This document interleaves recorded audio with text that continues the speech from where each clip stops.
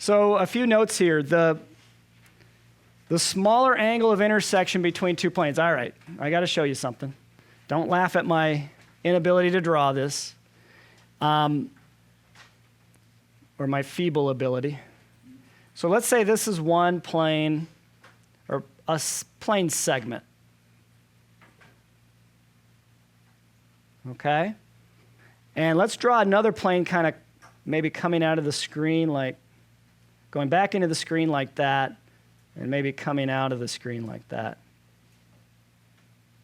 By the way, if they're not parallel, what kind of object will represent the intersection of two planes? A line. Unless the planes are parallel. So you'll have a line of intersection like right there, right? Okay. There's always going to be no matter how you draw it, there's always going to be a smallest angle between the two planes, right? There'll always be, so that would be an acute angle right there. There's always going to be an acute angle. Think about it. Just take two pieces of paper and try or two flat pieces of cardboard and try and make them intersect in any way you want. There's always going to be an angle between 0 and 90 degrees, right?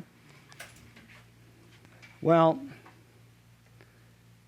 we should be able to find the smaller angle of intersection between two planes based on the normal vectors, because the smallest angle between the normal vectors should also be the smallest angle between the two planes.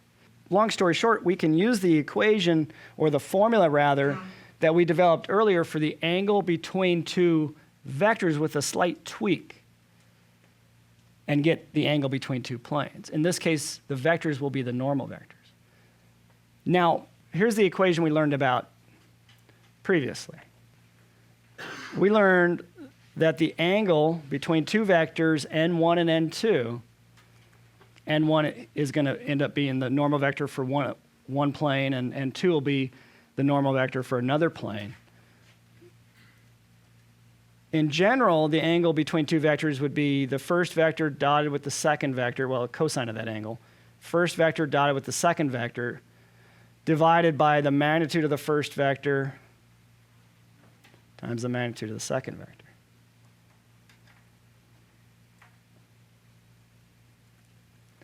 But since we know that there's going to be an angle in the first quadrant, I mean, when you write it this way, it's possible theta is between 0 and 180. But we know that there should be an angle between 0 and 90, and the way you can get it is just making sure that that guy on the right is positive, and it'll spit out the right angle. So it's an adjustment of the formula that we talked about earlier. So what I'm saying is, okay, if this guy is a normal vector to the plane outlined in green, and this guy is a normal vector, try again, to the plane in red, you'll be able to fit them together in a way to make an acute angle between them, and that'll be the same as the related angle, the smallest angle, between the planes themselves. But that's the formula that'll get you there. Okay, if two planes are, what symbol is that going to be for? Perpendicular. If two planes are perpendicular, what do you think you can say about their normal vectors? The normal vectors should be perpendicular also, right? If two planes are perpendicular, their respective normal vectors should be perpendicular, which means their dot product is 0. N1 dot N2. N1 would be the normal vector for the first plane in question, N2 the normal vector for the second plane in question. The dot product is an orthogonal vector detector. If we know that they're both normal or orthogonal to each other, the dot product should be 0. So if you know the normal vector for a normal vector for one plane and a normal vector for another plane, if you take their dot product and you get 0, then the planes are perpendicular, as are the normal vectors. What if the planes are parallel? What would be true about the normal vectors? They'll be scalar multiples, yeah. Then you could say N1 would be some constant scalar times n2, right?